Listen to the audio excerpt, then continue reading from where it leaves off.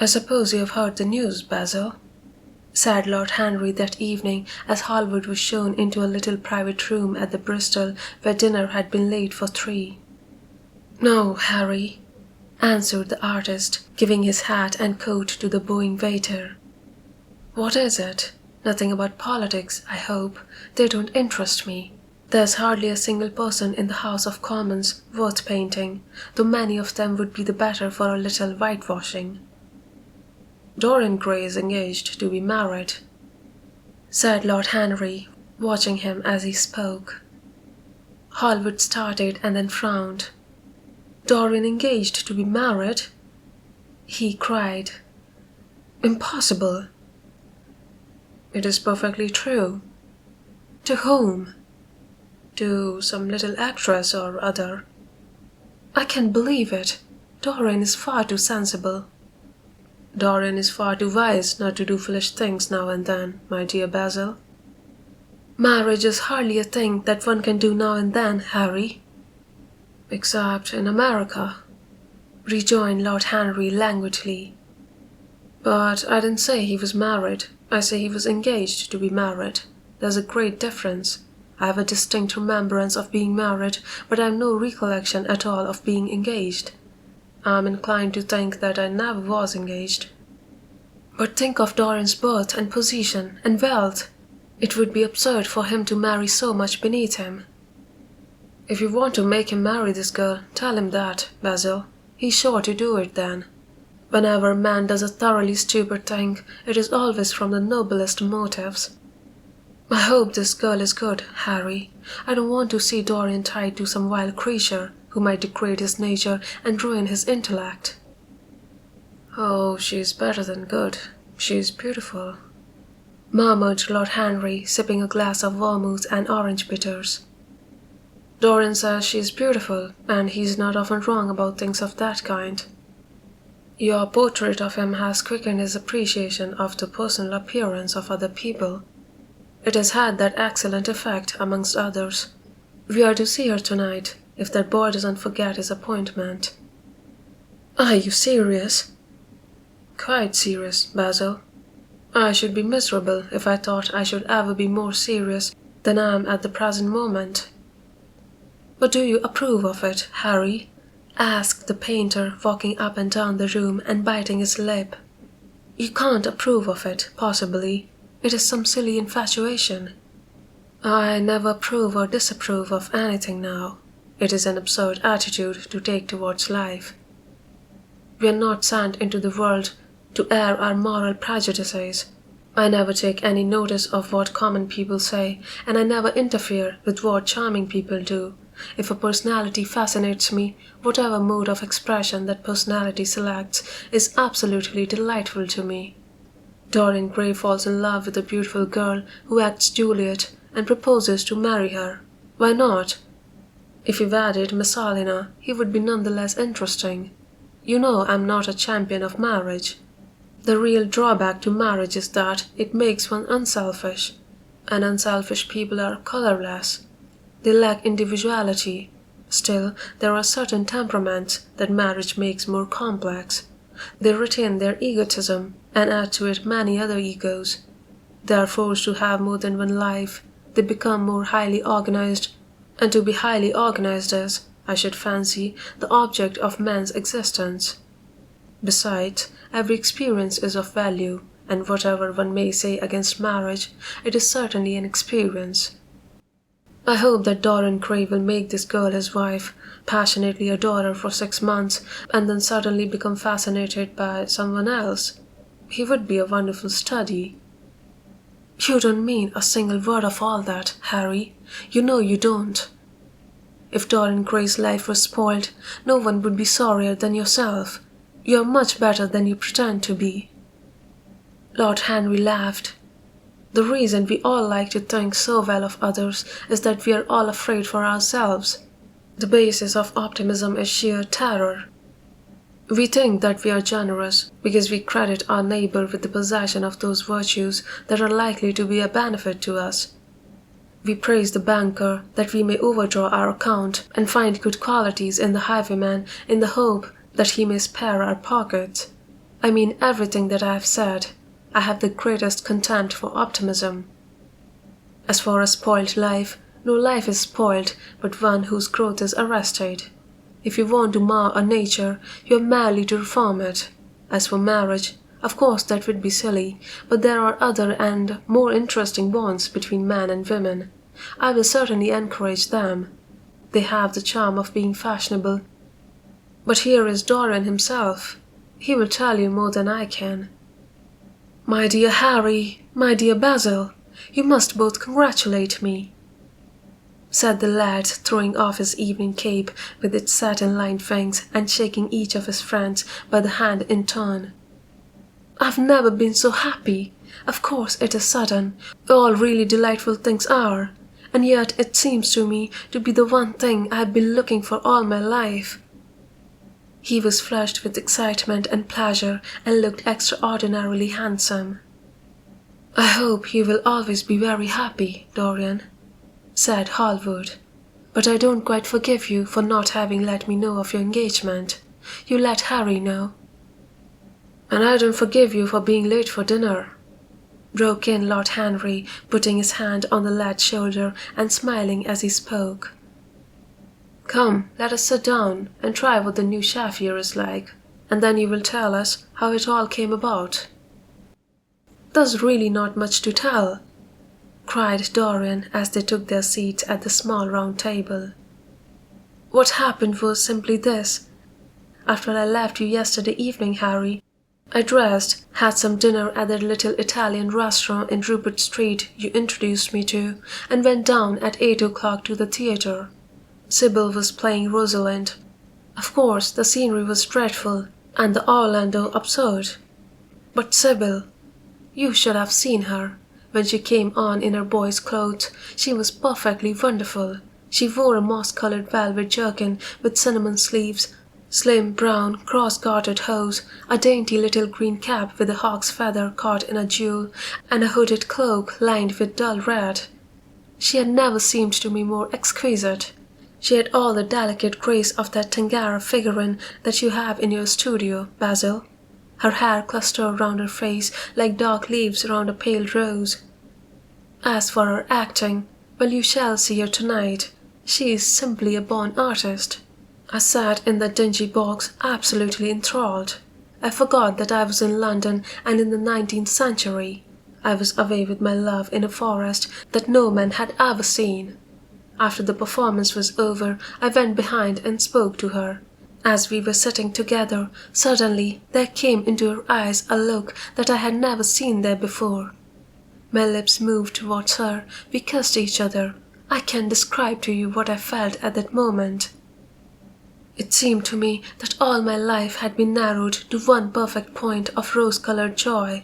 She trembled all over and shook like a white narcissus. Then she flung herself on her knees and kissed my hands. I feel that I should not tell you all this, but I can't help it. Of course our engagement is a dead secret. She has not even told her own mother. I don't know what my guardians will say. Lord Radley is sure to be furious. I don't care.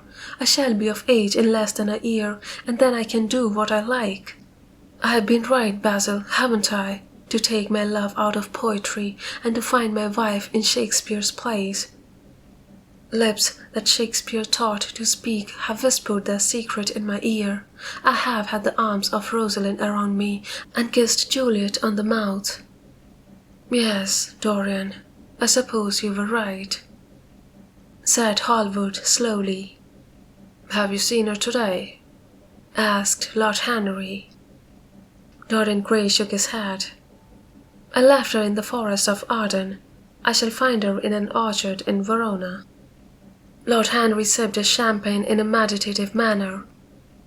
At what particular point did you mention the word marriage, Dorian? And what did she say in answer? Perhaps you forgot all about it.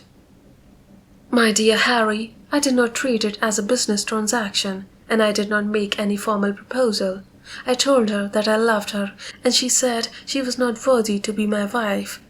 Not worthy. Why? The whole world is nothing to me compared with her. Women are wonderfully practical, murmured Lord Henry.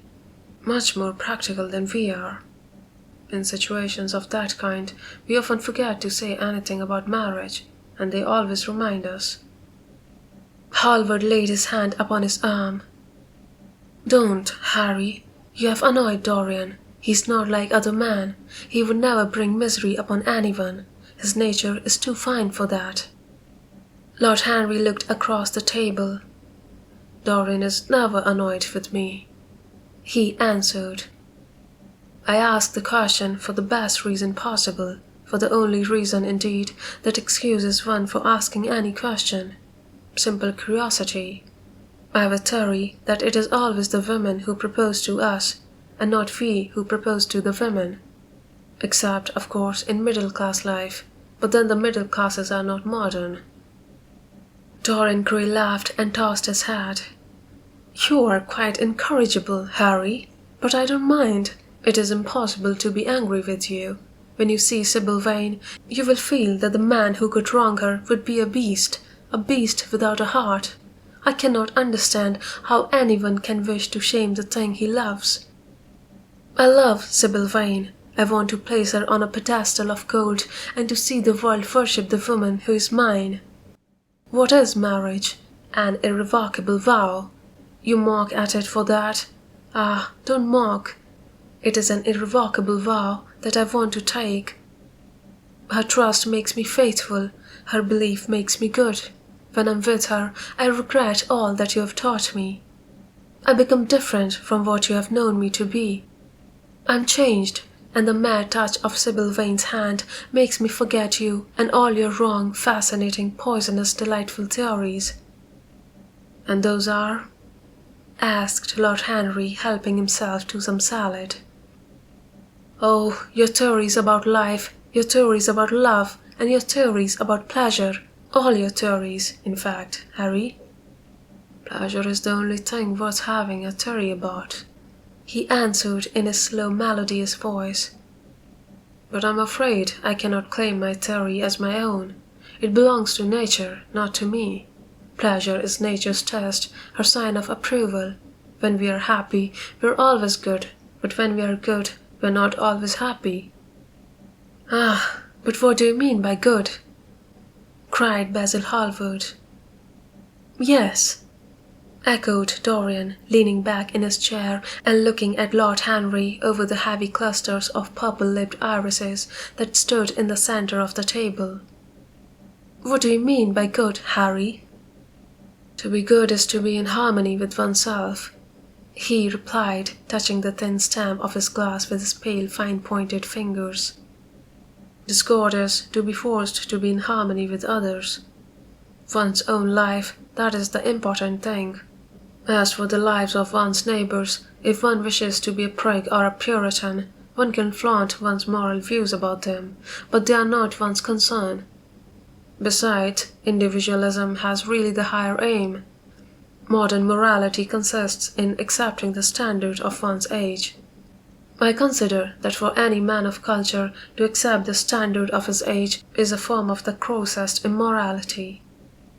But surely, if one lives merely for oneself, Harry, one pays a terrible price for doing so, suggested the painter. Yes, we are overcharged for everything nowadays. I should fancy that the real tragedy of the poor is that they can afford nothing but self-denial. Beautiful sins, like beautiful things, are the privilege of the rich. One has to pay in other ways but money. What sort of ways, Basil? Oh, I should fancy in remorse, in suffering, in the consciousness of degradation. Lord Henry shrugged his shoulders. My dear fellow, medieval art is charming, but medieval emotions are out of date. One can use them in fiction, of course, but then the only things that one can use in fiction are the things that one has ceased to use in fact. Believe me, no civilized man ever regrets a pleasure, and no uncivilized man ever knows what a pleasure is. I know what pleasure is, cried Dorian Gray. It is to adore someone. That is certainly better than being adored, he answered, toying with some fruits. Being adored is a nuisance. Women treat us just as humanity treats its gods. They worship us and are always bothering us to do something for them. I should have said that whatever they ask for, they had first given to us, murmured the lad gravely. They create love in our natures. They have a right to demand it back. That is quite true, Dorian, cried Hallward. Nothing is ever quite true, said Lord Henry. This is, interrupted Dorian. You must admit, Harry, that women give to men the very gold of their lives. Possibly, he sighed, but they invariably want it back in such very small change. That is the worry. Women, as some witty Frenchman once put it, inspire us with the desire to do masterpieces and always prevent us from carrying them out. Harry, you are dreadful. I don't know why I like you so much. You will always like me, Dorian, he replied. Will you have some coffee, you fellows? Waiter, bring coffee and fine champagne and some cigarettes. No, don't mind the cigarettes. I have some. Basil, I can't allow you to smoke cigars. You must have a cigarette. A cigarette is the perfect type of a perfect pleasure. It is exquisite, and it leaves one unsatisfied. What more can one want? Yes, Dorian, you will always be fond of me. I represent to you all the sins you have never had the courage to commit. What nonsense you talk, Harry, cried the lad, taking a light from a fire-breathing silver dragon that the waiter had placed on the table. Let us go down to the theatre. When Sybil comes on the stage, you will have a new ideal of life. She will represent something to you that you have never known. I have known everything, said Lord Henry with a tired look in his eyes. But I'm always ready for a new emotion. I'm afraid, however, that for me, at any rate, there's no such thing. Still, your wonderful girl may thrill me. I love acting. It is so much more real than life. Let us go. Dorian, you will come with me. I'm so sorry, Basil, but there's only room for two in the brougham. You must follow us in a hansom. They got up and put on their coats, sipping their coffee standing. The painter was silent and preoccupied. There was a gloom over him. He could not bear this marriage, and yet it seemed to him to be better than many other things that might have happened. After a few minutes, they all passed downstairs. He drove off by himself, as had been arranged, and watched the flashing lights of the little brougham in front of him. A strange sense of loss came over him. He felt that Dorian Gray would never again be to him all that he had been in the past. Life had come between them. His eyes darkened, and the crowded, flaring streets became blurred to his eyes. When the cab drew up at the theatre, it seemed to him that he had grown years older.